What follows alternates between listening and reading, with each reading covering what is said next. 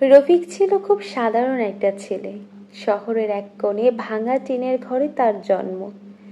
বাবা ছিলেন রিকশা চালক, মা গৃহকর্মী। প্রতিদিন সকালে ঘুম থেকে উঠে রফিক ভাবতো, আমি কি সারা জীবন গরিবই থেকে যাব? আমার কি কোনো দিনও কোনো পরিবর্তন হবে না? ছোটবেলায় সে স্কুলে যেত পায়ে হেঁটে। টিফিনে শুধু ছিল শুকনো রুটি। ক্লাসে অনেকে হাসতো তাকে দেখে, এমনকি শিক্ষকরা বলতো, তুই কিছুই করতে পারবি না রফিক। কিন্তু সে চুপ করে থাকতো। সে জানতো একদিন সে এই হাসির জবাব দেবে, সফল হয়ে মাথা উঁচু করে বাঁচবে সেও। একদিন তার মা অসুস্থ হয়ে গেলেন। বাসায় টাকা নেই, ওষুধ কেনার সামর্থ্য নেই। রফিক চুপচাপ স্কুল শেষে চায়ের দোকানে কাজ নেয়। রাতে ফিরতো ক্লান্ত হয়ে, কিন্তু বইটা সে হাতছাড়া করতো না। অনেক রাত সে কেঁদেছে, কিন্তু কখনো হাল ছাড়েনি। ধীরে ধীরে সে স্কুল শেষ করে কলেজে যায়। কাজের ফাঁকে পড়াশোনা। ছুটিতে রাস্তার পাশে পানি বিক্রি করে, কোচিং সেন্টারে কাজ করে। সবাই যখন বন্ধুদের সাথে ঘুরতো, সে তখন রাত জেগে ইংরেজি শেখার চেষ্টা করত। সবাই বলতো, এই দেশে কি কিছু হয়? তুই পরে কি করবি ইংরেজি শিখে? কিন্তু রফিক মনে মনে বলতো, আমি জানি আমার সময় আসবে। এখন শুধু কাজ করে যেতে হবে আমাকে নীরবে। দিন যায়, মাস যায়, বছর কেটে যায়।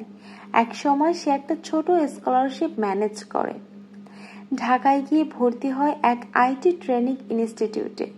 প্রতিদিন 4টা ক্লাস, 6 ঘন্টার কাজ, তারপর নিজের ল্যাপটপে রাতভর অনলাইন কোর্স।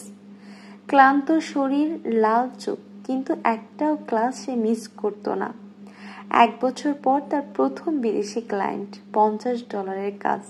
সেই দিন রফিক কেঁদেছিল, কারণ এটা তার প্রথম উপার্জন যা সে জ্ঞান দিয়ে অর্জন করেছিল।